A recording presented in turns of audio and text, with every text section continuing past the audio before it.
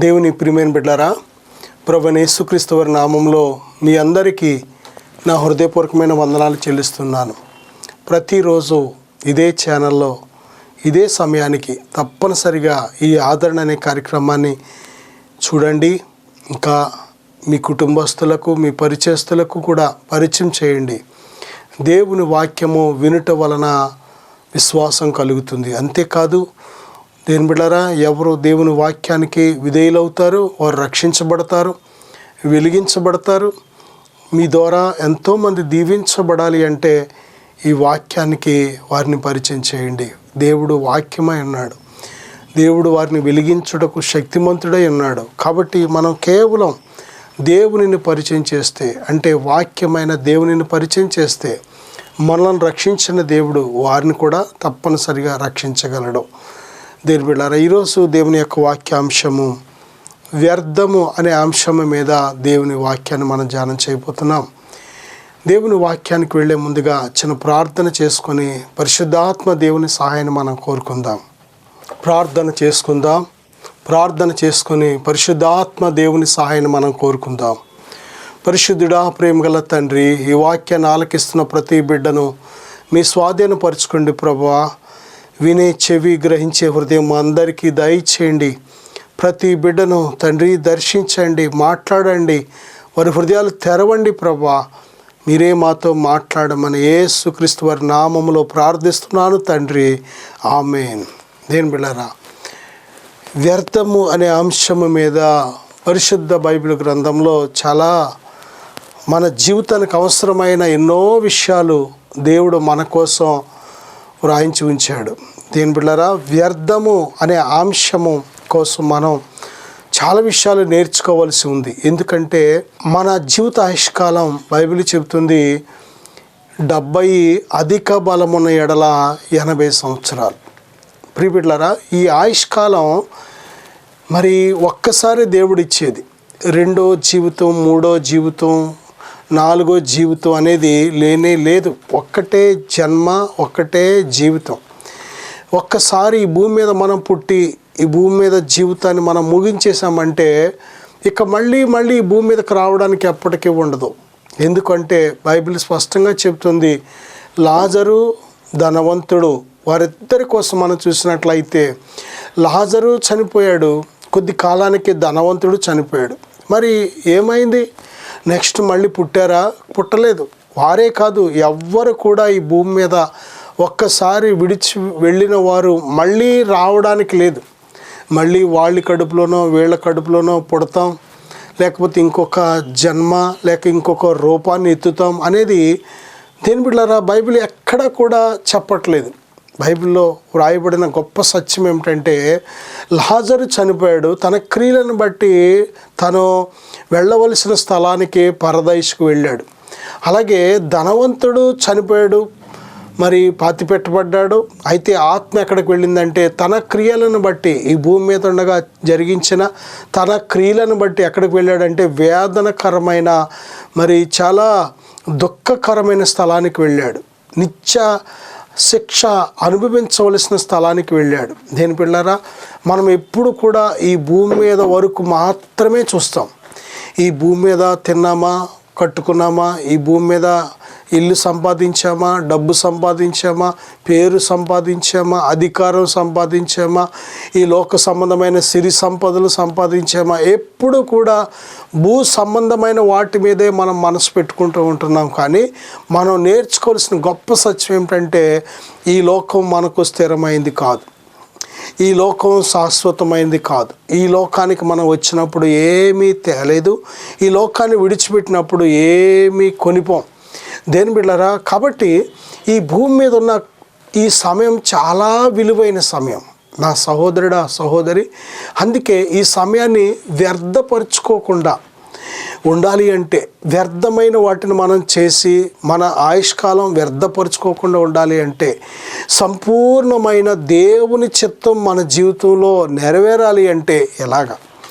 ఈరోజు దేని బిడ్డలారా, వ్యర్థమైన వాటిని గురించి కూడా మనం కొన్ని విషయాలు నేర్చుకోవాలి. బైబిల్ గ్రంథంలో మనం చూసినట్లయితే మరి ద్వితీయోపదేశకాండం 32వ అధ్యాయం 17 నుంచి కానీ చూస్తే, అలాగే ద్వితీయోపదేశకాండం 32వ అధ్యాయం 21వ వచనం కానీ, అలాగే లేవి కాండం 19వ అధ్యాయం 4వ వచనం కానీ, దేవత్వము లేని వాటిని, జీవము లేని వాటిని ఎప్పుడైతే నీవు దేని బిడ్డ నీ విలువైన జీవిత ఆయుష్కాలాన్ని ఖర్చు పెట్టి సేవించడం జరిగిస్తూ ఉంటావో, జీవిత ఆయుష్కాలం వ్యర్థమైపోతూ ఉంటుంది. ప్రియ బిడ్డలారా, నా జీవితంలో తెలియక చాలా కాలం వ్యర్థమైన వాటిని అనుసరించి, సేవించి, ప్రేమించి, వెంబడించి చాలా సంవత్సరాలు వ్యర్థమైపోయింది. సత్యాన్ని తెలుసుకునేటప్పటికీ, జీవము కలిగిన దేవునిని తెలుసుకునేటప్పటికీ, మార్గము సత్యమైన దేవునిని తెలుసుకునేటప్పటికీ చాలా సంవత్సరాలు వ్యర్థమైపోయింది. చాలాసార్లు బాధపడుతూ ఉంటాం. కారణం ఏంటంటే, విలువైన సమయం, మంచి యవ్వన వయసులో దేవుని తెలుసుకోలేకపోయాను, దేవుని కోసం బ్రతకలేకపోయాననే ఒక్కొక్కసారి ఆ బాధ వెంటాడుతూ ఉంటుంది. కానీ ఇక ఏమీ చేయలేని పరిస్థితి. ఎందుకంటే గడిచిపోయిన రోజులు మళ్ళీ మనం తీసుకురాలేం, గడిచిపోయిన సంవత్సరాలు మళ్ళీ మనం ఏమాత్రం వెనుకకు తీసుకురాలేం. మన ఆయుష్ ముందుకు వెళుతూ ఉంటుంది కానీ వెనకకు రాదు. గతించిన కాలంలో ఫెయిల్యూర్స్ లేక ఓటమి లేక పొరపాట్లు, తప్పిదాలు ఎన్నో రకాలుగా చేసి చాలా విలువైన జీవిత ఆయుష్కాలాన్ని వ్యర్థపరిచేశాం. కానీ దేని బిడ్డలారా, ఇప్పుడు సత్యాన్ని తెలుసుకున్నాం, సత్యవంతుడైన ప్రభువైన యేసుక్రీస్తు వారిని తెలుసుకున్నాం కనుక దేవుణ్ణి ఆత్మతో, సత్యముతో మరి ఆరాధించడం, ప్రేమించడం, మన పూర్ణ హృదయాలతో, పూర్ణ ఆత్మలతో, పూర్ణ శక్తితో ఆయనను ప్రేమించడం, ఇది చాలా అవసరం మనకి. ప్రియ బిడ్డలారా, వ్యర్థమైన కొన్ని చూసినట్లయితే రాజుల 2వ గ్రంథం 17వ అధ్యాయం 15వ వచనంలో జనుల మర్యాదలు వ్యర్థమని బైబిల్ చెబుతుంది. చాలా సంవత్సరాలు దేని బిడ్డలారా, జనులు వారి కొన్న మర్యాదలను బట్టి మనం జీవించి చాలా విలువైన జీవిత ఆయుష్కాలాన్ని వ్యర్థపరిచేశాం. ప్రియ బిడ్డలారా, కీర్తన 2వ అధ్యాయం 1 నుంచి 5 వచనాలు కానీ మనం చూసినట్లయితే, అలాగే కీర్తన 94:11లో కూడా జనముల తలంపులు వ్యర్థము, నరుల ఆలోచనలు వ్యర్థం. నిజమే, చాలామంది ఆలోచిస్తూ గడిపేస్తూ ఉంటారు. ఏం చెయ్యాలి భవిష్యత్తులని ఆలోచిస్తూ, ఏం చదవాలి అని ఆలోచిస్తూ, ఏ ఉద్యోగం చెయ్యాలి ఆలోచిస్తూ, వివాహం కోసం ఆలోచిస్తూ, లేకపోతే దేని గురించైనా సరే ఆలోచిస్తూ గడిపేస్తూ ఉంటారు. దేని బిడ్డలారా, బైబిల్ చెబుతుంది, నరుని హృదయంలో ఆలోచనలు అనేకములుగా పుడుతూ ఉంటాయి, కానీ చివరికి దేవుని యొక్క తీర్మానమే స్థిరము, దేవుని ఆలోచనే స్థిరము, దేవుని యొక్క ప్రణాళికే మనకు మేలు, మంచిది. ప్రిబిడ్డ, నువ్వు తెలుసుకోవాలి దేవుని యొక్క ప్రేమ, దేవుని యొక్క కృప, లేక దేవుని యొక్క నీ పట్ల దేవుడు కలిగి ఉన్న ఆలోచన, ఆ సంకల్పము ఏంటనేది నువ్వు తెలుసుకున్నట్లయితే నువ్వు చాలా ధన్యుడవు, ధన్యురాలు. చాలాసార్లు మన సొంత ఆలోచన చేత మన జీవితాన్ని మన సొంత ఆలోచన చేత నిర్మించేసుకుంటూ ఉంటాం. అదంతా కూడా మన స్వైచిత్తం అంతా కూడా దేవుని వాక్యానికి విరోధంగా ఉంటూ ఉంటుంది. అందుకే బైబిల్ చెప్తుంది, దేని బిడ్డలారా, తన మనస్సును నమ్ముకుని వాడు బుద్ధిహీనుడు.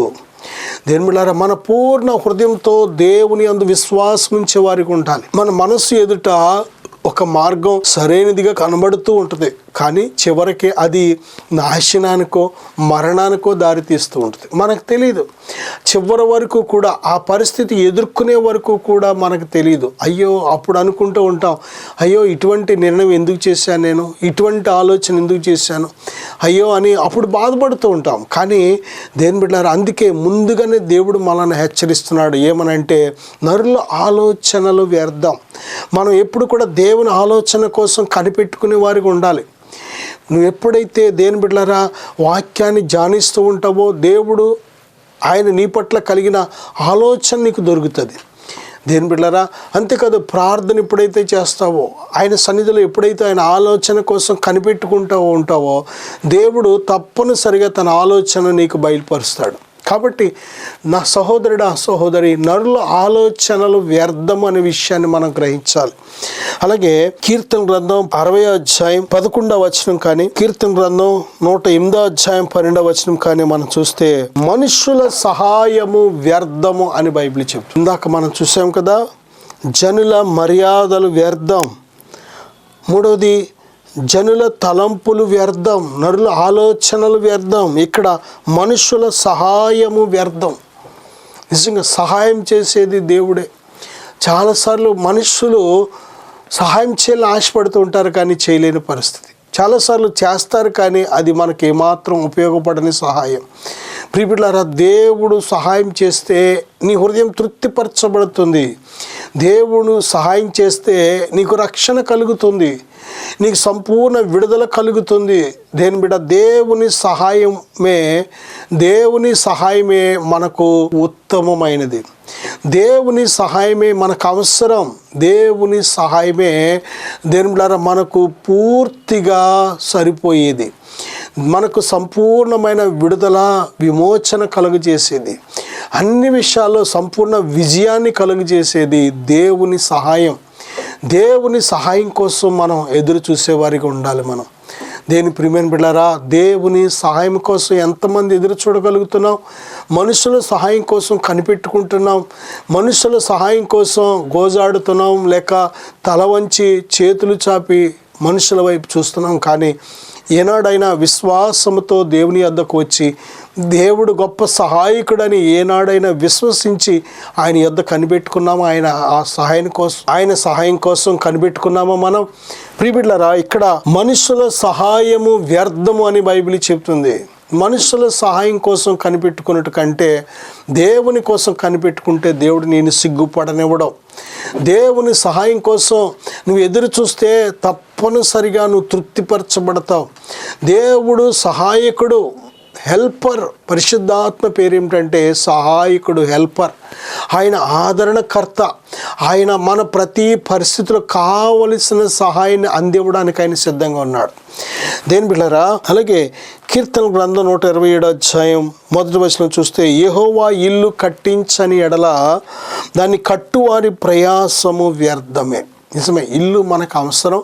అయితే చాలాసార్లు మన ప్రయత్నాలు అన్నీ కాదు, ఇల్లు కట్టాలి అనే ప్రయత్నాలు చేసి కొంచెం ప్రారంభించి వదిలేసి, లేకపోతే దేని బిడ్డ దాని నిమిత్తం ఏదో ప్రయత్నం చేసి ఓడిపోయి చాలాసార్లు ఇబ్బందులు పడుతూ ఉంటాం. కానీ దేని బిడ్డలారా, ఆయన నీ జీవితంలో ఇల్లు కట్టించకుండా, ఆయన సమయం రాకుండా నువ్వు ఎన్ని ప్రయత్నాలు చేసినా కానీ అది వ్యర్థమైన బైబిల్ చెబుతుంది. కొన్నిసార్లు ఆయన సమయం వచ్చిందనుకోండి, డబ్బులు లేవు చేతిలో, డబ్బులన్నీ కూడా ఖర్చు పెట్టేశాం, వేరే పనులకు అవసరతలకు ఖర్చు పెట్టేశాం. ఇప్పుడు డబ్బులు లేవు, కానీ దేవుడు సమయం వచ్చింది. దేవుడు ఎంత గొప్పగా ద్వారాలు తెరుస్తాడో తెలుసా?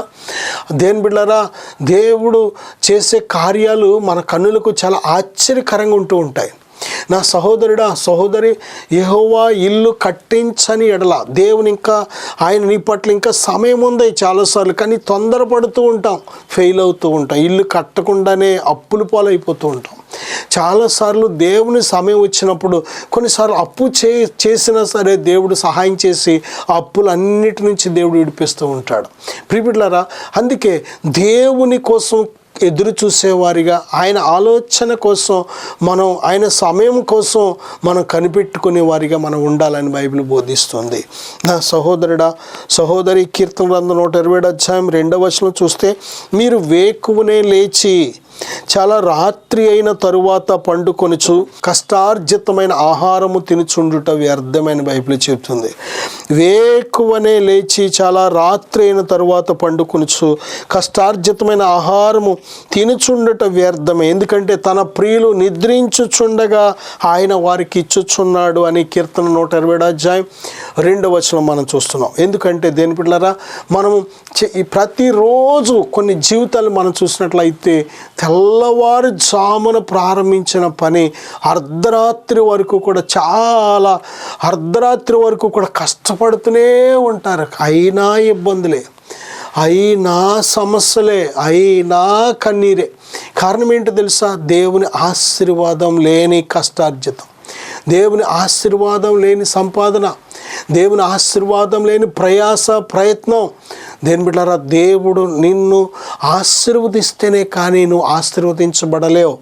ఆదికాండంలో మనం చూసినట్లు మొదటి అధ్యాయంలో చివరిలో కానీ దేవుడు ఆదామును అవ్వను మొట్టమొదటి వారిని సృజించిన దినమందే వారిని ఆశీర్వదించాడు. దేవుడు అన్నీ ఇచ్చి అన్నీ తనకు అప్పగించి ఆ యొక్క భూమి మీద దేవుడు చేసిన సమస్త కార్యాల మీద సంపూర్ణ అధికారం ఇచ్చి మళ్ళీ ఆశీర్వదించవలసి వచ్చింది. ఎందుకో తెలుసా? దేవుని ఆశీర్వాదం మనకు అవసరం.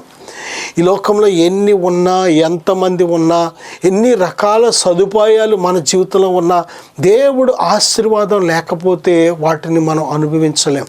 నా సహోదరుడు సహోదరి, ఈరోజు మనం ఎంతోమందిని చూస్తున్నాం.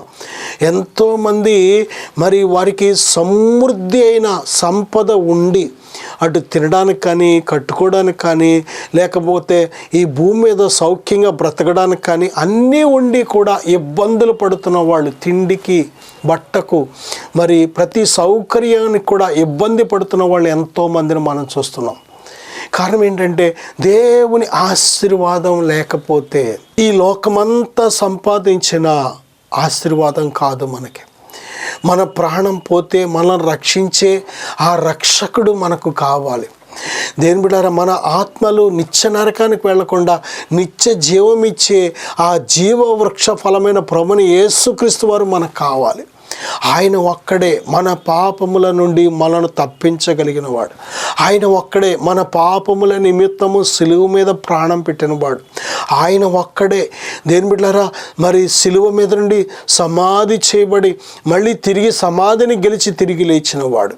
ఆయన మనకు తోడుగా ఉంటేనే, ఆయన దీవెన మన మీద ఉంటేనే ఈ భూమి మీద ధైర్యంగా బ్రతకగలుగుతాం, సంతోషంగా బ్రతకగలుగుతాం, అన్ని విషయాల్లో నిరీక్షణ కలిగి బ్రతకగలుగుతాం. చూసారా, చాలా రాత్రి వరకు కూడా కష్టపడి చాలామంది వారి కష్టార్జితం అటు పోలీస్ వైపు, ఇటు కోర్టుల వైపు, ఇటు ఆసుపత్రి వైపు, ఇటు దొంగల వైపు, లేక ఇటు తుప్పు పట్టేయడమో, లేకపోతే అనేక రకాలుగా ధ్వంసమైపోతూ ఉంటుంది. కారణం ఏంటంటే దేవుని ఆశీర్వాదము లేని సంపద, దేవుని ఆశీర్వాదం లేని కష్టార్జితం.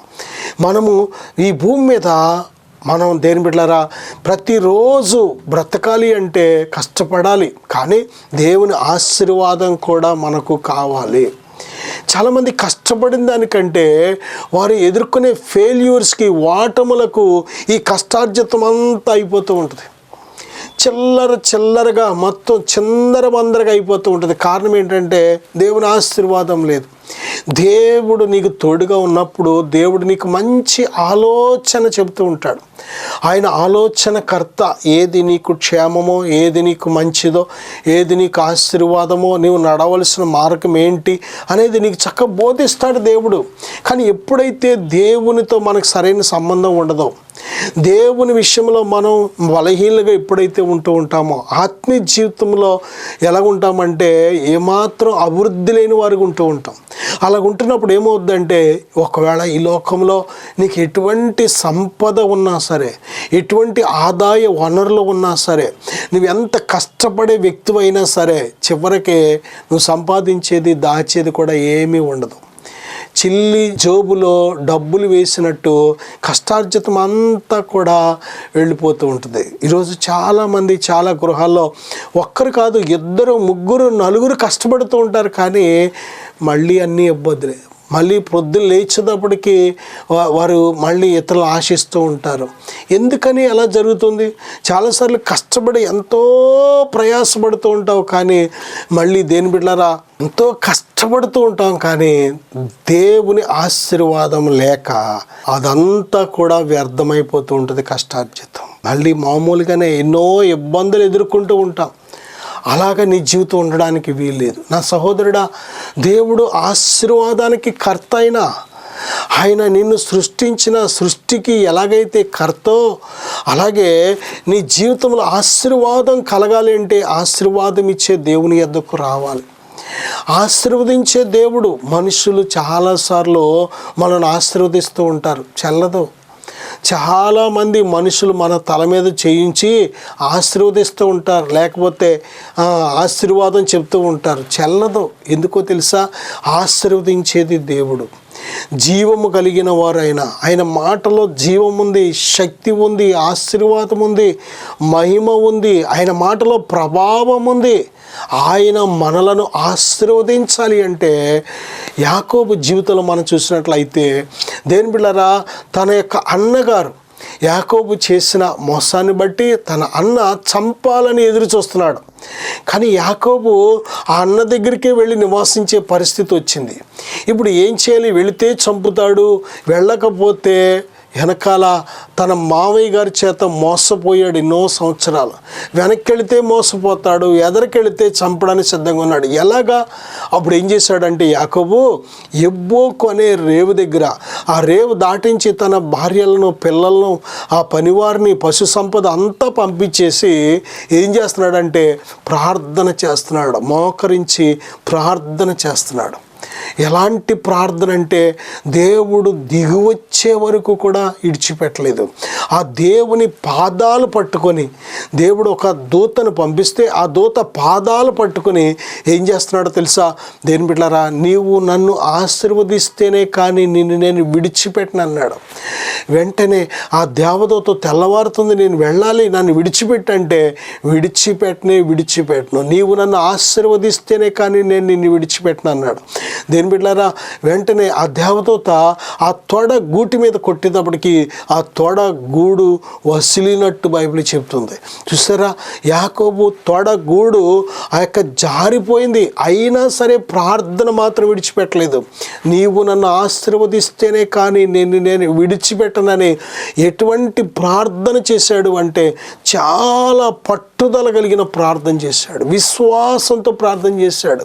వెంటనే దేవదూత ద్వారా దేవుడు వాగ్దానం ఇచ్చాడు. ఏమన్నా తెలుసా? దేని బిడ్డలారా, ఇదిగో నీవు మనుషులతోనూ దేవునితోనూ పోరాడి నువ్వు గెలిచావు కాబట్టి ఇక మీదట నీ పేరు యాకోబు కాదు. యాకోబు అంటే మోసగాడు. ఇక మీద నువ్వు మోసగాడు కాదు, నిన్ను ఆశీర్వదిస్తున్నాను కనుక నీవు దేవునితోనూ మనుషులతోనూ పోరాడి గెలిచిన వాడవు అని పేరు పెట్టాడు దేవుడు. దాని పేరే ఇశ్రాయేలు.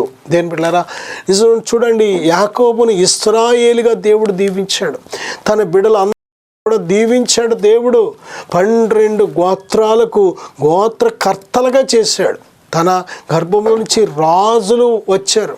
ప్రియబిడ్డలారా, దేవుడు ఆశీర్వదిస్తే నీవే కాదు, నీ బిడ్డలు కూడా తరతరాలు దీవించే దేవుడు ఆయన మాట ఆలకించే వారిని 1000 తరాల వరకు దీవించే దేవుడు ఆయన. నేను ప్రియమైన బిడ్డలారా, మనం చూసినట్లయితే ఇక్కడ ఆయన మనలను ఆశీర్వదించకపోతే తెల్లవారుజామున లేచి అర్ధరాత్రి వరకు కొట్టుకున్నా సరే నువ్వు ఏమాత్రము కూడా అభివృద్ధి చెందలేవు. అభివృద్ధి చెందించేది దేవుడు. బైబిల్ చెప్తుంది, తన ప్రియులు నిద్రించుచుండగా ఆయన వారికి ఇచ్చుచున్నాడు అని బైబిల్ చెప్తుంది. కాబట్టి దేవుని సన్నిధిలో ఆయన ఆశీర్వాదం కోసం కనిపెట్టుకో. ఆశీర్వదించడానికి ఈ లోకానికి వచ్చాడు. మన మీద ఉన్న పాప శాపం అంతటిని కొట్టివేయడానికి ఈ లోకానికి వచ్చాడు. మనం పొందవలసిన శిక్ష అంతా ఆయన మీద వేసుకొని దేని బిడ్డలారా మనలను విడిపించడానికి ఈ లోకానికి వచ్చాడు. మానవ శరీర ఆకారాన్ని ధరించి ఈ లోకానికి మన పరలోకపు తండ్రి తన అద్వితీయ కుమారుడిని ఎందుకు పంపించాడో తెలుసా? నిన్ను దీవించడానికే, ఈ భూమి మీదను తన పిల్లలమైన మనలను ఆశీర్వదించడానికే.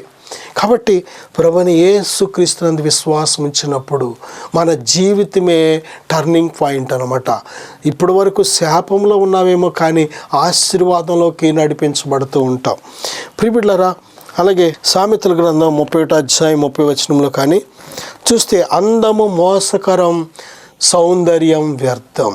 దేని బిడ్డలారా, సౌందర్యం, దేవుడు చాలామందికి చక్కటి అందాన్ని, సౌందర్యాన్ని ఇచ్చాడు.